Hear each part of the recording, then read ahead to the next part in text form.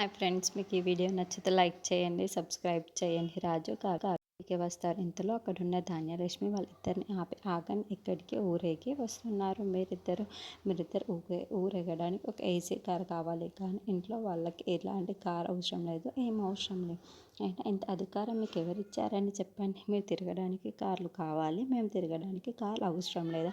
మీరు అంత పెద్ద హోదాలో ఉన్నారు అనుకుంటున్నారా అని చెప్పేసి అడుగుతుంది. ఆ మాటలు వినగానే అక్కడున్న కావ్య మాత్రం, నాకు ఈ అధికారాన్ని, హక్కుని ఎవరిచ్చారు అంటే తాతయ్య గారు ఇచ్చారు. ఈ హక్కు ద్వారానే నేను ఈ ఇంటిని నడుపుతున్నాను ఉంటుంది. ఆ మాటలు వినగానే అక్కడున్న ధాన్యలక్ష్మి, రాజు, ఇంట్లో ఉన్న అందరు ఒక్కసారిగా షాక్ అయిపోతారు. ఇంతలో అక్కడున్న కావ్య మాత్రం చాలా కోపంగా, మీకు ఇష్టం ఉన్నా లేకపోయినా, మీతో మంచిది అనిపించినా కాకపోయినా నేను చెప్పిన విధంగానే చెయ్యాలి ఇంట్లో ఉన్నంత వరకు అని చెప్పేసి అంటుంది.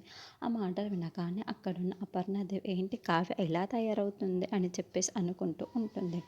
ఇంతలో అక్కడున్న కావ్య మాత్రం, మీకు నచ్చినా నచ్చకపోయినా నేను చెప్పినట్లే చెయ్యాలి, లేదంటే ఈ ఇంట్లో ఉన్నా ఉండకపోవడం అది మీ ఇష్టం అని చెప్పేసి అంటుంది. ఆ మాటలు వినగానే ఇక్కడున్న వాళ్ళందరూ చాలా కోపంగా కావ్యాన్ని చూస్తూ ఉంటారు.